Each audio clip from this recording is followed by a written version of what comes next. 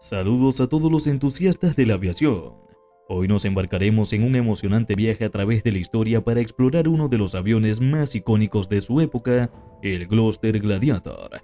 Este legendario avión de combate nos transportará a una era de valentía, innovación y heroísmo en los cielos. El Gloster Gladiator, conocido por su distintivo diseño biplano y su papel crucial en la Segunda Guerra Mundial, nos ofrece una fascinante ventana al pasado desde sus primeros vuelos hasta sus hazañas en combate. Descubriremos juntos la extraordinaria historia de este avión y la valentía de los pilotos que lo pilotaron.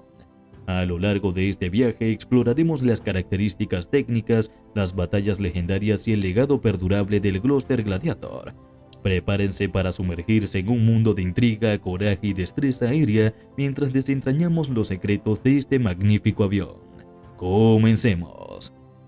Gloster Gladiator era un caza biplano muy maniobrable creado en 1934, avión de caza para misiones tanto diurnas como nocturnas. Tenían 4 ametralladoras y fue de los primeros aviones de cabina cerrada. Su peso máximo al despegue era de 2.155 kilos, velocidad de 407 km por hora y techo operativo de 10.000 metros. Los Gladiators podían enfrentarse a los Heinkel G-111, siempre que no hubiesen lanzado aún sus bombas. Una vez que lo habían hecho, eran presa fácil de los bombarderos germanos. Contra los Junkers 88, los Gladiators estaban prácticamente indefensos, e incluso las primitivas versiones de este avión podían desarrollar, aunque no siempre, 468 km por hora a 5.200 metros, por lo que a no ser que los Gladiators se lanzasen sobre ellos en picado, los Ju-88 los barrían del cielo. El caza Gloster Gladiator tuvo la distinción de ser el último biplano en servicio con la RAF y el último caza embarcado de su género en la Royal Navy. El Gladiator fue el más perfeccionado y avanzado de su clase e incorporaba más de 30 años de tecnología. Aún tenía madera en su construcción, pero ya tenía una cabina cerrada y un cowling diseñado con un túnel de viento. Surgió en una época en que todos los aviones eran desarrollados por la RAF, regularmente un aparato terrestre que después evolucionaba a una versión naval. El Gladiator poseía un poderoso motor en estrella. En la época en que fue creado, era la más potente y rápida máquina aérea. También poseía una impresionante capacidad de trepada y un muy alto techo de servicio gracias a su cabina cerrada. La versión naval retuvo muchas de las avanzadas prestaciones, demostró ser un aparato confiable y aunque cuando entró en combate ya era obsoleto, logró el dominio del aire frente a enemigos más poderosos. En el norte de África y Grecia venció a los biplanos italianos y no fue sino hasta que los alemanes trajeron sus rápidos ME-109 que fue necesario reemplazarlo con máquinas más modernas. Después de la Primera Guerra Mundial, el dinero destinado a la investigación y desarrollo de nuevo armamento fue reducido. Se había establecido que durante un periodo de 10 años no habría ninguna guerra importante. Así que el armamento sobrante de la guerra sería más que suficiente para las necesidades militares británicas. Poco dinero se destinó. Por ejemplo, para el estudio de la colocación de ametralladoras en un carro de combate, se destinó la enorme cantidad de 50 libras. La aviación avanzó más por iniciativa de los fabricantes que por requerimientos de la RAF. Los aviones que fueron fabricados en los 20s no eran más que desarrollos limitados de aparatos de la guerra. En 1928 se pensó prolongar otros 5 años la moratoria militar. Las negociaciones estaban en marcha cuando la crisis económica del 29 canceló cualquier crecimiento en el presupuesto de la RAF. No fue sino hasta que en 1934 la economía pudo recuperarse que nuevos aviones fueron fabricados. Los biplanos Bristol Bulldog y Fury fueron el resultado de esos años de austeridad. Las nuevas ideas ya estaban flotando por ahí: la cabina cerrada que permitiría instalar calefacción que ayudaría a soportar el frío de las grandes alturas, además de mejorar las condiciones en vuelo con niebla o lluvia; el cowling cerrado que permitiría un flujo suave alrededor del fuselaje, además de más potencia de fuego que le permitiría enfrentarse a la amenaza de los bombarderos. Todas estas mejoras fueron aplicadas por primera vez en el proyecto del Gladiator, el caza con que Gloster pensaba reemplazar al Gauntlet en sus líneas de producción. El avión resultante fue uno de los más avanzados cazas de su época. El Gladiator empezó a convertir las ideas tecnológicas de su tiempo en realidad. El proyecto empezó en base del requerimiento F.730 del Ministerio del Aire por un caza avanzado para equipar sus escuadrones.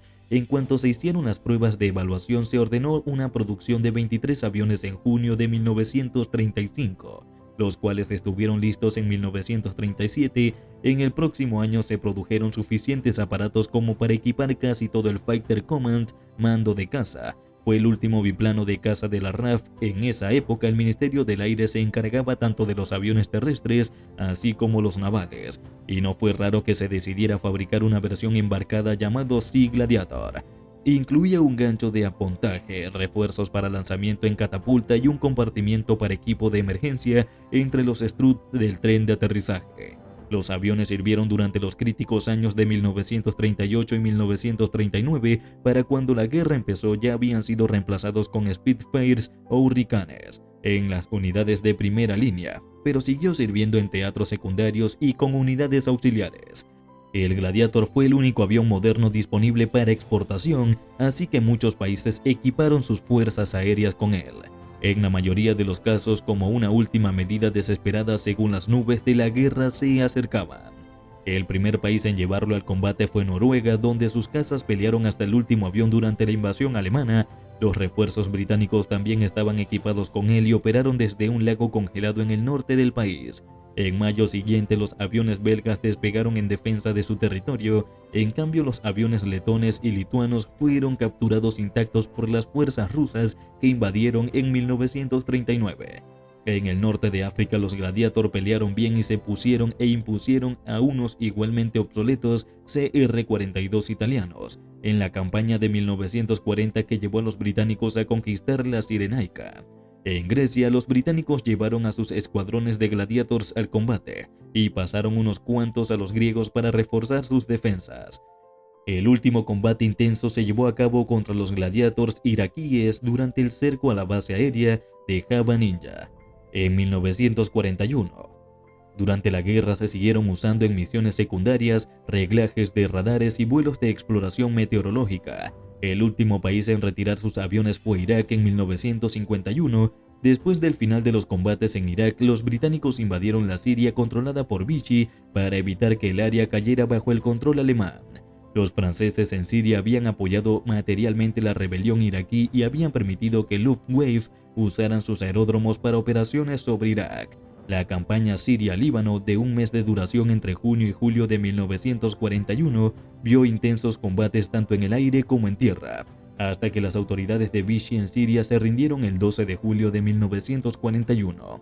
En un encuentro entre la RAF y la Fuerza Aérea de Vichy que tuvo lugar el 15 de junio, 6 Gladiators fueron atacados por otros tantos Djibouti D-520 en una batalla confusa. Ambos bandos perdieron un avión derribado y otro gravemente dañado. El as francés Pierre Legloin derribó al Gladiator. Fue que convirtió en su quinta victoria confirmada. El propio Gloin tuvo que hacer un aterrizaje forzoso de su D-520 dañado en su propia base aérea. Después de volverse obsoletos, los Gladiators de la RAF llevaron a cabo tareas que no eran de combate, como el trabajo meteorológico, y se operaron como tales en varias partes de África, Oriente Medio y Europa hasta 1944. Al final de la guerra quedaban pocos aviones intactos y muchos de ellos se desguazaron rápidamente. 2 supervivientes fueron comprados de forma privada por B.H. Bellamy, quien completó un Gladiator en condiciones de volar con piezas de los aviones L-8032 y N-5903 y se convirtió en el único ejemplar capaz de volar. En resumen, el Gloster Gladiator es un avión que ha dejado una huella imborrable en la historia de la aviación, desde sus hazañas en combate hasta su legado duradero. Este avión biplano nos ofrece una mirada única a la valentía y la innovación en los cielos de la Segunda Guerra Mundial. ¿Qué aspecto del Gloster Gladiator te pareció más fascinante? ¿Te gustaría saber más sobre las batallas en las que participó y los pilotos que lo pilotaron? Si disfrutaste este recorrido por la historia del Gloster Gladiator, te invito a darle me gusta a este video, suscribirte al canal para más contenido emocionante y activar la campana de notificaciones para no perderte ni un solo episodio. Gracias por acompañarnos en este viaje a través de los cielos de la historia de la aviación. Nos vemos en el próximo capítulo.